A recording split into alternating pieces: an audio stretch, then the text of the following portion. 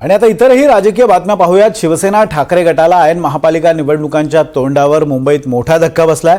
ठाकरे गटाच्या मुंबईतील जुन्या महिला नेत्या आणि आक्रमक नेत्या माजी नगरसेविका राजूल पटेल यांनी शिवसेनेत प्रवेश केलाय। मुख्यमंत्री एकनाथ शिंदेंच्या उपस्थितीत त्यांचा हा प्रवेश सोहळा काही वेळापूर्वीच पार पडलाय। राजूल पटेल या आक्रमक नेत्या म्हणून महापालिकेत परिचित आहेत। त्याचबरोबर अनेक महत्त्वाच्या आंदोलनात त्यांनी आक्रमकपणे पक्षाची भूमिका मांडली होती। विशेष करून राहुल गांधी यांच्या मुंबई दौऱ्यादरम्यान त्यांनी स्टेजवर जाऊन राहुल गांधी यांना काळे झेंडे दाखवून त्यावेळी त्यांचा निषेध केला होता। राजूल पटेल अतिशय आक्रमक नेत्या म्हणून परिचित आहेत। आज त्यांनी शिंदे गटात प्रवेश केला आणि ऐन महापालिका निवडणुकीच्या पार्श्वभूमीवर ठाकरे गटाला हा मोठा धक्का मानला जातोय। यावर आदित्य ठाकरे यांनी काही वेळापूर्वी प्रतिक्रिया दिली आहे। ते काय म्हणालेत आपण पाहूयात।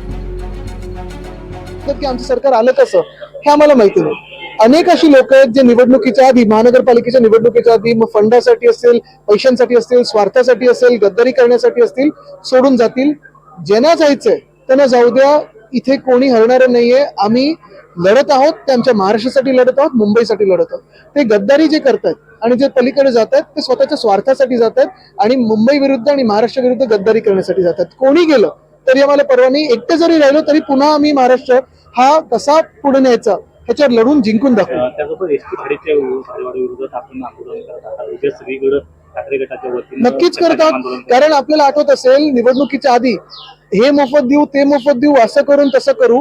पण आता एसटी भाडेवाढ, बीएसटीची भाडेवाढ करतील। आता काल मी ऐकलं पाण्याची भाडेवाढ मुंबईत करणार असं मी ऐकलं बीएमसी कडून। आणि हे सगळं होतं